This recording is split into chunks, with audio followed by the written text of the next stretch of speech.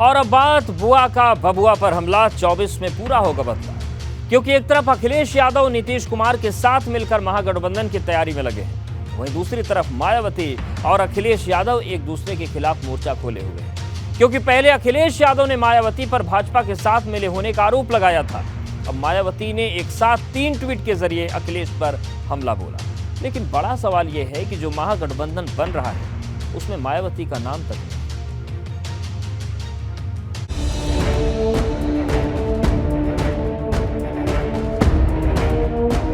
बुआ का बबुआ पर हमला 24 में पूरा होगा बदला। कौन है भाजपा का इनसाइड साथी, साइकिल पर लाल हाथी? दिल्ली की लड़ाई भले ही 18 महीने दूर हो, लेकिन लखनऊ का तापमान अभी से गर्म होने लगा है, क्योंकि भाजपा 80 सीट का टारगेट सेट करके तैयारी कर रही। तो सपा और बसपा के बीच इस बात की लड़ाई शुरू हो गई कि कौन भाजपा के साथ मिला है, क्योंकि अखिलेश यादव ने एक कार्यक्रम में मायावती पर निशाना साधते हुए भाजपा के साथ मिले होने का आरोप लगा दिया था। बहुजन समाज पार्टी वो काम करती है जो भारतीय जनता पार्टी कहती है।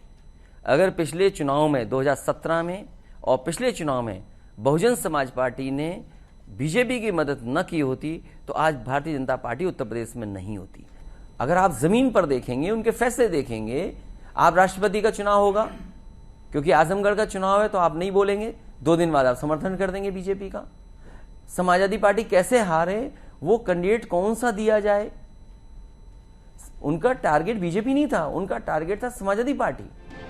अब अखिलेश के इसी आरोप पर पलटवार करते हुए बसपा सुप्रीमो ने एक नहीं 3 ट्वीट दाग दी, जिसमें पहले ट्वीट में सपा के खोते जनाधार, दूसरे में भाजपा के साथ मिलीभगत के आरोप और तीसरे में विपक्षी पार्टियों को सपा से सावधान रहने की बात कहते हुए निशाना साधा।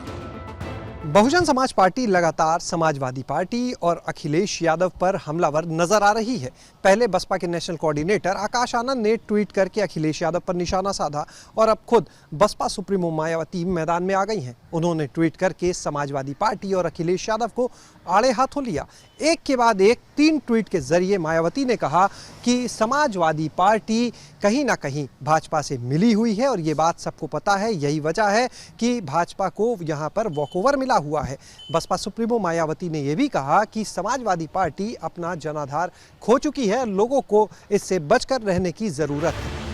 लेकिन बड़ा सवाल यह है कि जब लड़ाई दोनों की भाजपा से है तो दोनों एक दूसरे पर निशाना क्यों साध रहे? तो एक लाइन में जवाब है, जनाधार। क्योंकि अखिलेश यादव को लगता है कि अगर मायावती ने अपने दलित वोट को एकजुट कर लिया तो 2022 के विधानसभा चुनाव की तस्वीर बदल सकती है, क्योंकि मायावती पर कई आरोप लग चुके हैं कि उन्होंने ये चुनाव उतनी मजबूती से नहीं लड़ा जैसा लड़ना चाहिए था, जिसका नतीजा ये हुआ कि जो दलित वोट बसपा का कोर वोटर माना जाता था वो भाजपा की तरफ चला गया।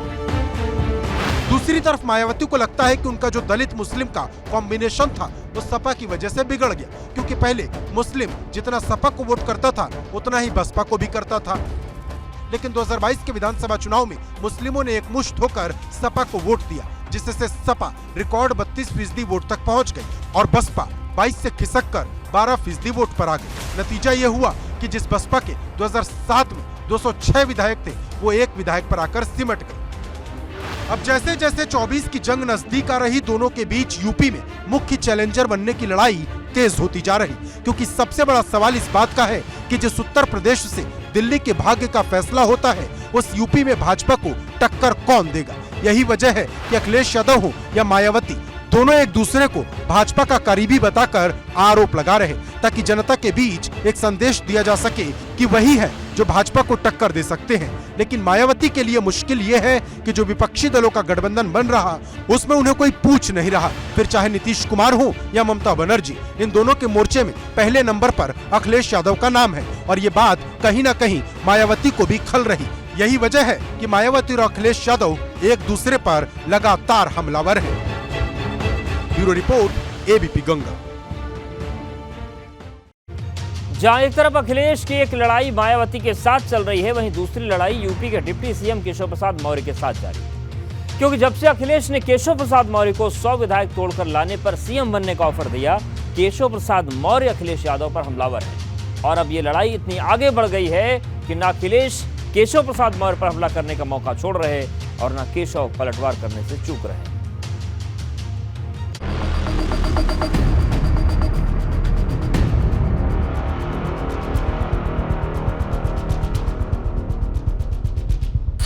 अखिलेश केशव में फाइट, किसका होगा भोकाल टाइट?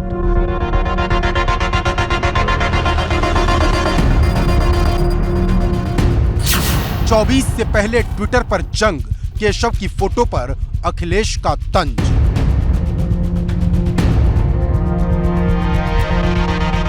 जहां एक तरफ विपक्ष 24 की पिच पर महागठबंधन बनाकर भाजपा को चुनौती देने की तैयारी कर रहा, वहीं दूसरी तरफ यूपी के डिप्टी सीएम केशव प्रसाद मौर्य और सपा के मुखिया अखिलेश यादव के बीच जंग तेज हो गई है। अखिलेश यादव ने केशव प्रसाद मौर्य की तस्वीर को ट्वीट करते हुए निशाना साधा, जिसे जानकार केशव प्रसाद मौर्य के उस ट्वीट के जवाब के रूप में देख रहे, जिसमें केशव ने लिखा था, सत्ता के लिए बेचैन श्री अखिलेश यादव की पार्टी सपा का लोकसभा चुनाव 2024 में खाता भी नहीं खुलेगा। अखिलेश यादव जी उसी पार्टी में रहते हैं, कहानी से निकली हुई मछली की तरह सत्ता के लिए तड़प रहे हैं और उनकी तड़पन अभी 25 साल समाप्त नहीं हुई। यूपी में समाजवादी पार्टी का खाता नहीं खुलेगा। श्री अखिलेश यादव जी सत्ता के बिना जैसे तड़प रहे वैसे तड़पेंगे। आपको बता दें कि अखिलेश और केशव के बीच की इस लड़ाई की शुरुआत सपा सुप्रीमो के उस ऑफर के साथ हुई थी, जिसमें अखिलेश ने बिहार का उदाहरण देते हुए केशव प्रसाद मौर्य को 100 विधायक तोड़कर लाने पर सीएम बनाने की बात कह दी थी। बहुत कमजोर आदमी है, उन्होंने सपना तो देखा था मुख्यमंत्री बनने का, आज भी ले आए 100 विधायक। अरे बिहार से उदाहरण लें ना, वो जो बिहार में हुआ वो यूपी में क्यों नहीं करते हैं?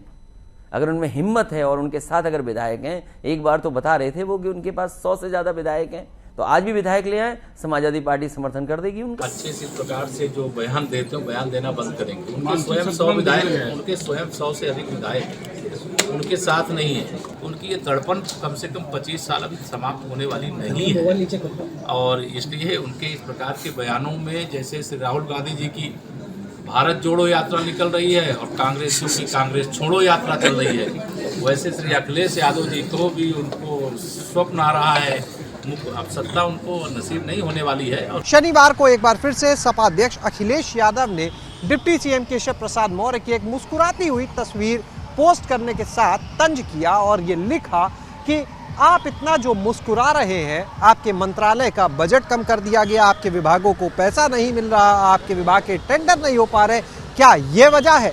इसके पलटवार में डिप्टी सीएम केशव प्रसाद मौर्य ने भी एक ट्वीट किया और यह लिखा कि सत्ता के लिए बेचैन अखिलेश यादव की पार्टी सपा का 2024 के लोकसभा चुनाव में खाता भी नहीं खुलेगा, क्योंकि प्रदेश और देश में मोदी लहर पहले से भी ज्यादा तेज है। हालांकि ये पहली बार नहीं है जब केशव प्रसाद मौर्य और अखिलेश यादव खुलकर एक दूसरे पर हमलावर हुए हों। इसकी एक बड़ी तस्वीर बजट सत्र के दौरान सदन में दिखाई दी थी, जब दोनों की आवाज से पूरा सदन गूंज उठा था। कृपया करके नेता प्रतिपक्ष पूर्व मुख्यमंत्री जी को ये बता दीजिए, ये 5 साल सत्ता में नहीं रहे, आगे 5 साल के लिए फिर विदा हो चुके हैं। 2027 में चुनाव आएगा, मैं तो यह मानता हूं कि फिर कमल खिलेगा, फिर आपका अभी कोई भविष्य इस समय नहीं है, लेकिन सड़क किसने बनाई है, एक्सप्रेस किसने बनाया है, मेट्रो किसने बनाई है? जैसे लगता है आपने सैफई की जमीन बेच करके ये सब बनवा दिया है। तुम अपने अपने पिताजी से पैसा लाते हो या बनाने के लिए? तुमने राशन बांटा है तो पिताजी ने क्या बात है? कोई बात है क्या?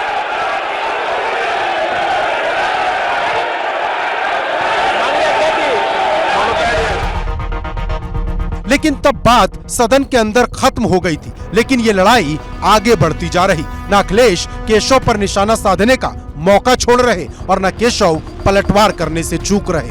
Bureau report, ABP Ganga.